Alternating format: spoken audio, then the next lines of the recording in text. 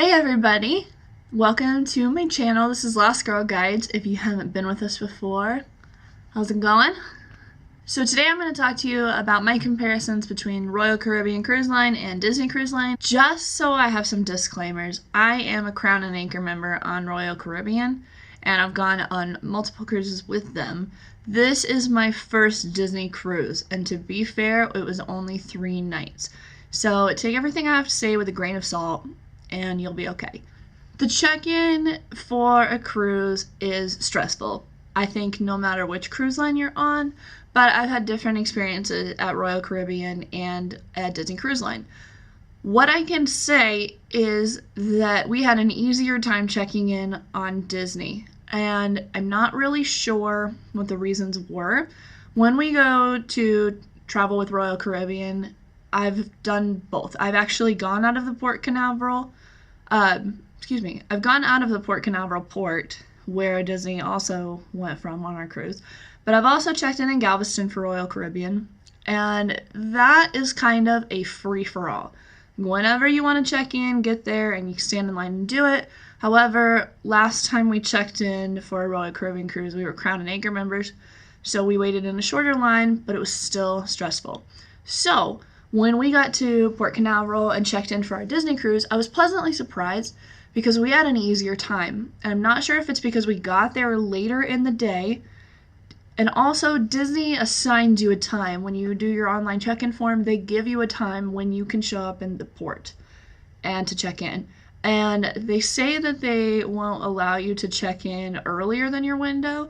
I'm not really sure because we arrived later than our window actually. We pretty much walked right in.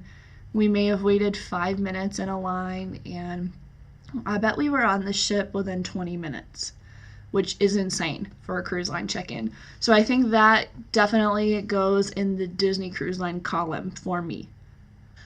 Next thing I want to talk about is the room size overall. Here is the deal.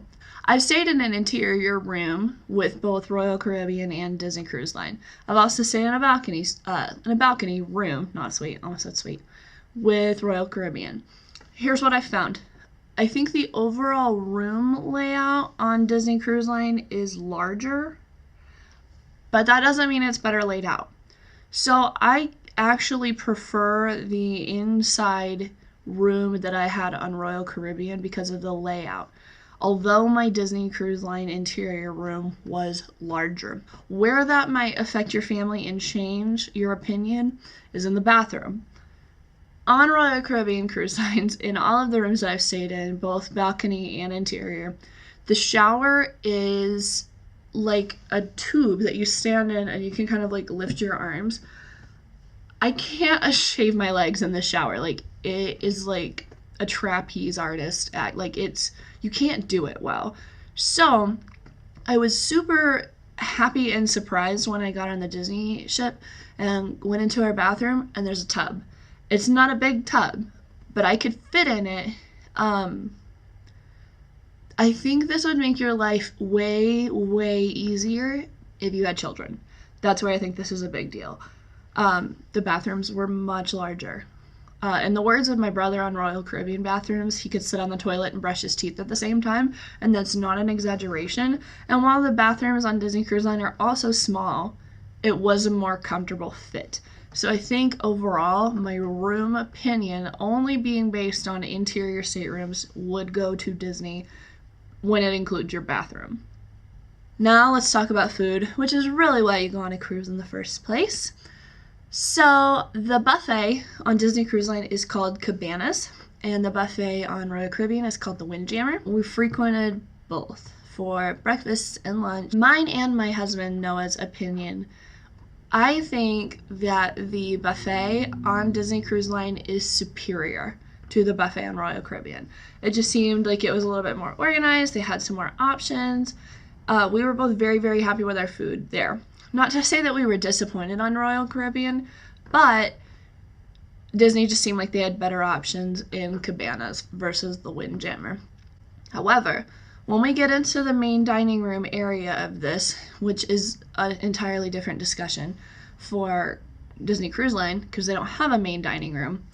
So let's just rephrase it and say for dinner, we actually prefer Royal Caribbean. There's a few reasons why, and I think one of them has to do with we don't have children. We haven't traveled with children. So when you put us in the dining room rotations, because Disney Cruise Line has like restaurants, and you travel between 3 restaurants each night. So if you have a 7-night cruise, you're going to go to every restaurant twice and one of them 3 times. For ours, it was just a 3-night cruise, so we just went to all the restaurants once. And then on Royal Caribbean, you go to the main dining room. You can either schedule a time or you can have my time dining, whatever you want, but you're going to the same place every day, which for us was preferable. Let me explain why. Some of these restaurants on Disney were beautiful, but they were also loud, and it seemed like they were themed kind of unnecessarily. But it's Disney, everything's themed. And you guys know I'm wearing a Minnie Mouse shirt. Obviously, I love Disney. But we just wanted to like eat dinner and have a relaxing evening. That didn't really happen when we weren't really focusing on each other. We were watching The Walls and Animator's Palette, and we were watching the music in Tiana's Place, which were both great. But on Royal Caribbean, we were able to talk to our family and spend really a good amount of time together in conversation. Didn't happen on Disney. The other part of that is that for us, traveling alone as a couple, we got seated with 2 other couples, which were lovely. We enjoyed their company, but I'm a little bit more outgoing than Noah, and that's even a stretch because I'm a people person, but I'm totally like comfortable eating dinner alone. That's how most people have dinner, is on it. Like, we wanted to have kind of like 3 date nights, and that did not happen. Granted, we met great friends. We spent a time with them outside of dinner. We enjoyed their company a lot. But we would have preferred to eat alone, which if you're going with a larger party with your family, that's probably going to happen for you. No worries. But for us, traveling just as a couple, we did not particularly care for eating with others. If that's your bag, high five. Awesome. For us, Noah didn't probably say more than 10 words in 3 meals, which I'm sad on.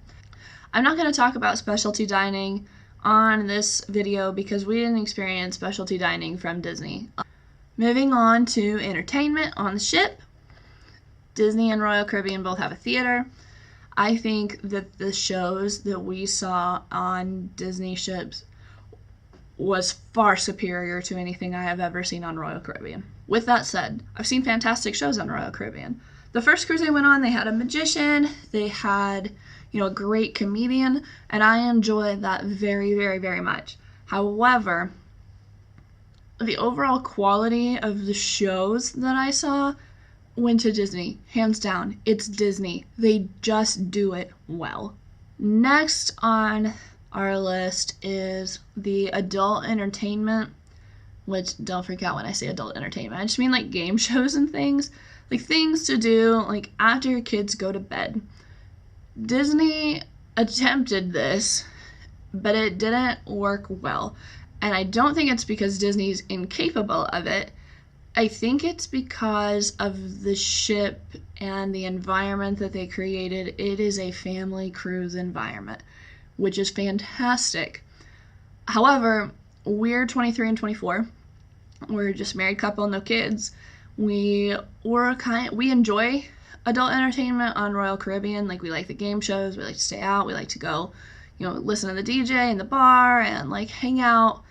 We enjoy that part. So when we got on the Disney cruise, they didn't really have anything that looked like that. In fact, we rushed out of dinner one night thinking that it's a quest game show.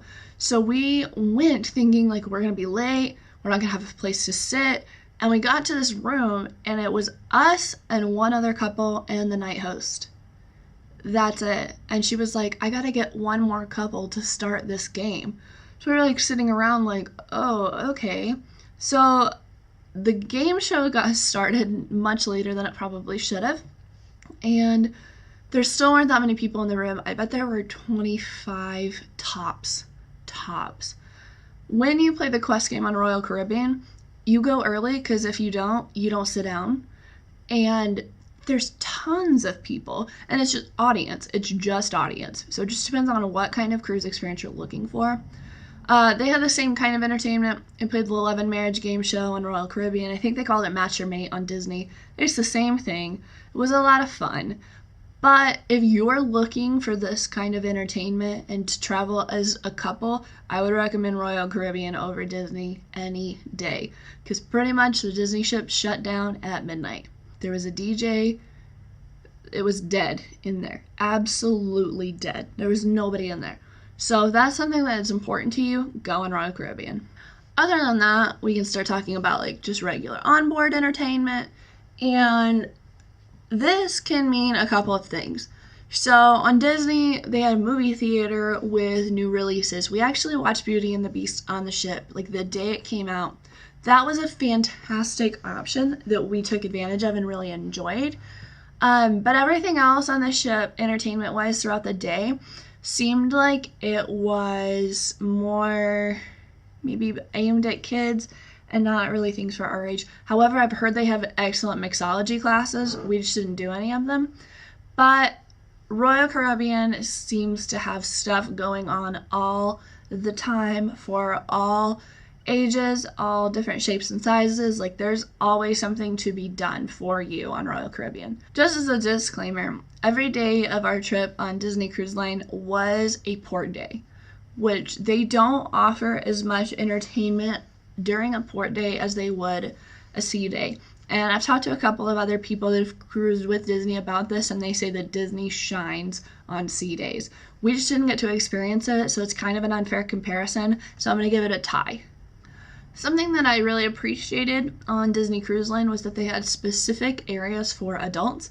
They had, I believe it's called After Hours, and it was this area, and it had Azure, which is kind of like a theater club with a bar kind of thing.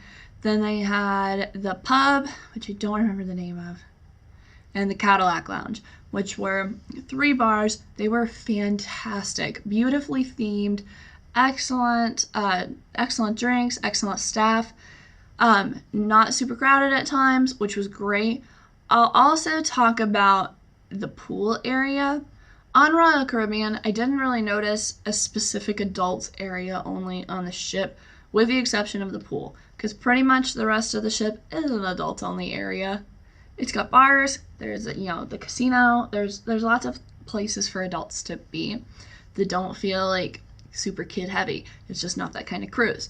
So our experiences are kind of weird here because it sounds strange. And I've got to explain my logic here. I actually think I'm going to put this in Disney's win column. Because we never had to fight for a place in an adult area on the ship, ever. We immediately found 2 seats, 2 loungers by the adult pool, which was quiet and serene and excellent, excellent, excellent, excellent. Cannot talk highly enough about it. On Royal Caribbean, the adult pool is lovely, but you really do have to stake out a spot. Like, if you want to lay out by the pool, like, you need to be there at 9 o'clock in the morning. That's just not the case with Disney because it's not the audience. So my logic is weird, but I appreciated having the adults-only areas on the ship for, by Disney because it wasn't crowded. It's a weird thing. However, when we travel with kids, that won't be the case because we'll be with our kids. So we'll be in the same boat as everybody else. By the family pool. Take it for what it is.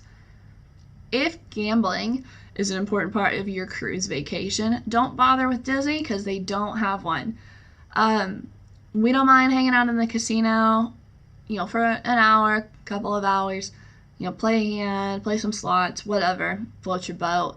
I'm not a big gambler, so it didn't bother me that there wasn't a casino on Disney, but if that's something that's important to you, you need to go toward Royal Caribbean. That's just, the odds are not good, even when you're on Royal. But, if you enjoy that and you enjoy, playing blackjack, that's something that you need to notice that Disney does not have. The duty-free shopping goes to Royal Caribbean, absolutely, hands down. Disney, I believe I can count on one hand the number of stores that they had. And most of them were just filled with Disney merchandise, which is great. I like Disney merchandise, clearly. I think I got this from Target, but still. I got a t-shirt. It was awesome. Great. Love it. Appreciate it. But some people really enjoy the aspect of duty-free shopping on a cruise line. They don't really have it. They've got, maybe like they had like a shelf with liquor behind it. Whereas on like Royal Caribbean, like you can get duty-free liquor like in a kind of liquor store where there's a lot of options. You can get, your Royal Caribbean merchandise in the merchandise store.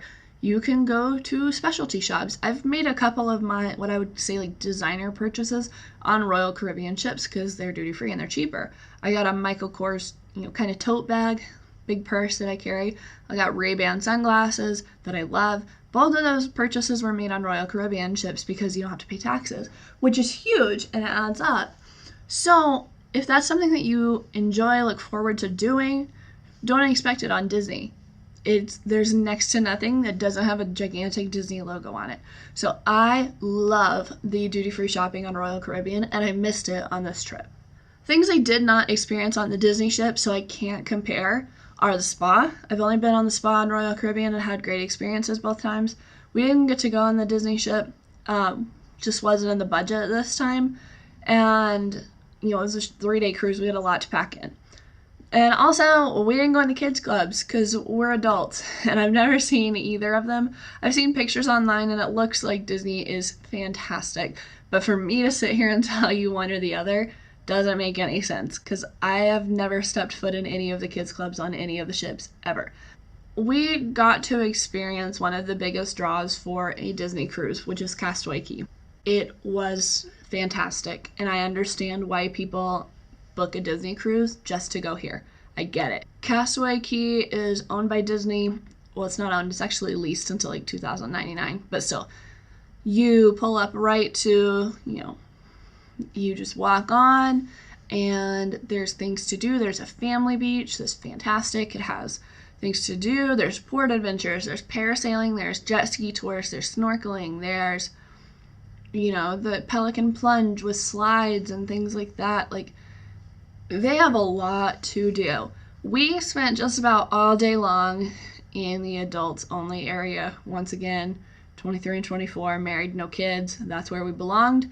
We went to Serenity Bay. It was fantastic. No trouble finding a seat, no trouble finding a lounger. We could have had a hammock if we wanted one. We just walked right by it because we weren't super into it. We had no issues.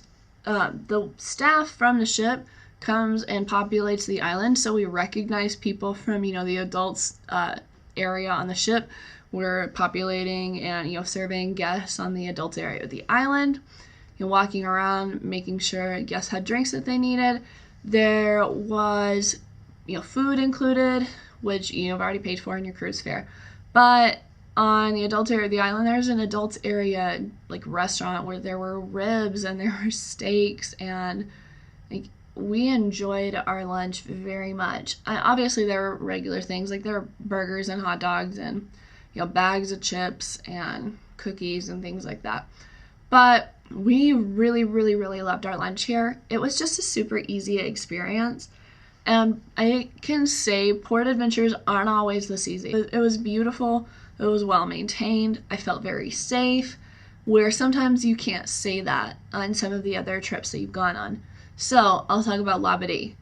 That is Royal Caribbean's kind of, I can't even say equivalent because it's not even close. But Royal Caribbean has Labadee, which is kind of like a tiny island off of the coast of Haiti. And I thought Labadee was great before I saw this. I thought it was fantastic. I really liked it. It's beautiful.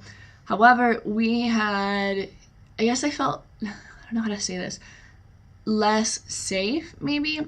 We were on a jet ski tour in Labadee one time, and they had, some natives came out in kind of canoe-looking things, like kayaks, and were trying to sell us stuff there, and I didn't have any money, and it was kind of like, me to do, like, there was just no experience like that on Disney. Like, everything was super safe, super sanitary. It was so relaxed and such a relaxing experience that prior to this trip, I would have told you that my favorite port I've ever been to is Labadee, but this takes the cake.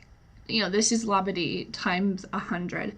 I would book another Disney cruise just to go to Castaway Cay. I understand now why people book double dip cruises that go to Castaway Cay twice. I would do it. I get it. All in all, it really just depends on what kind of experience you're looking for, what you should pick. We right now are 23, 24. I think I've said that like 4 times. We're a young married couple, and we probably should have gone with a Royal Caribbean cruise. It's just more our speed at this stage in our life. We're traveling with adults. You know, my brother is gonna be 19. Like, he's the baby in my immediate family. So Royal Caribbean just makes more sense in our life stage right now for things we enjoy, where we want to be. When we have children, this will likely change. The other deal is that Royal Caribbean is more in our price point. And I think it's in a lot of people's price point, like more immediately. It's just easier to afford. There's more ships, there's more ports of call. You will have an easier time getting on a Royal Caribbean ship in a budget that you can swing than you can on a Disney ship. Because if you live where I do in Texas, you're either going to have to drive for multiple days or you're going to have to fly to get there, which is a cost. We can drive to Galveston and go out on Royal Caribbean and save big bucks there. So it's all dependent on your life stage and your budget and like what do you want to do. I can go ahead and say that like if the price is right for Disney in the future, when I have children, Disney will be our choice just because I think that it's a better environment for kiddos. It is what it is. It's a family cruise. Disney does an excellent job of family cruise. It's why they changed the cruise industry. It wasn't really family vacation until Disney got a hold of it, and I see why. However, if you're in a life stage like us, Royal Caribbean is your bag. Do what feels right for your family, do what feels right for your budget, and enjoy your cruise. If you liked this video, please subscribe for more content. I'm going to Disneyland soon, so I'll cover that. I'll be covering some more topics based on cruising and vacationing as a whole. So I hope to see you back on my channel. Bye!